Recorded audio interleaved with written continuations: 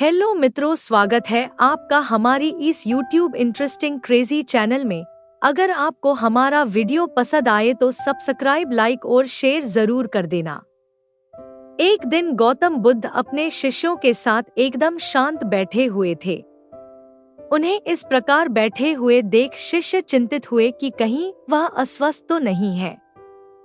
एक शिष्य ने उनसे पूछा कि आज वह मौन क्यों बैठे हैं, क्या शिष्यों से कोई गलती हो गई है। इसी बीच एक अन्य शिष्य ने पूछा कि क्या वह अस्वस्थ हैं, पर बुद्ध मौन रहे।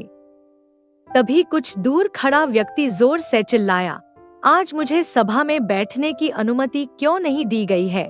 बुद्ध आंखें बंद करके ध्यान मग्न हो गए। वह व्यक्ति फिर से चिल्लाया, मुझे प्रवेश की अनुमति क्यों नहीं मिली।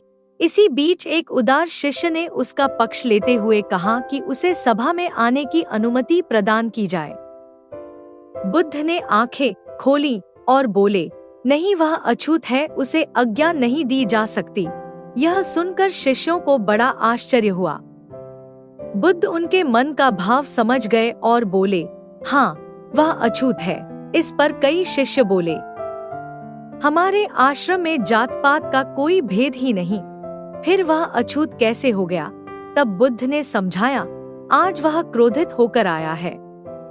क्रोध से जीवन की एकाग्रता भंग होती है। क्रोधी व्यक्ति प्राय मानसिक हिंसा कर बैठता है, इसलिए जब तक वह क्रोध में रहता है तब तक अछूत होता है। इसलिए उसे कुछ समय एकांत में खड़े रहना चाहिए। क्रोधित शिष्य भी बुद्ध की बातें सुन रहा था।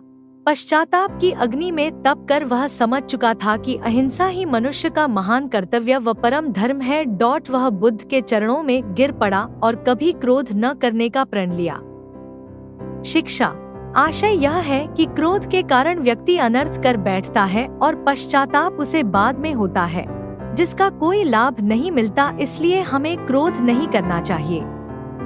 असल मायने में क्रोधित व्यक्ति अछूत हो जाता है और उसे अकेला छोड़ देना चाहिए। क्रोध करने से तन, मन और धन तीनों की हानि होती है। क्रोध से ज्यादा हानिकारक कोई और वस्तु नहीं है।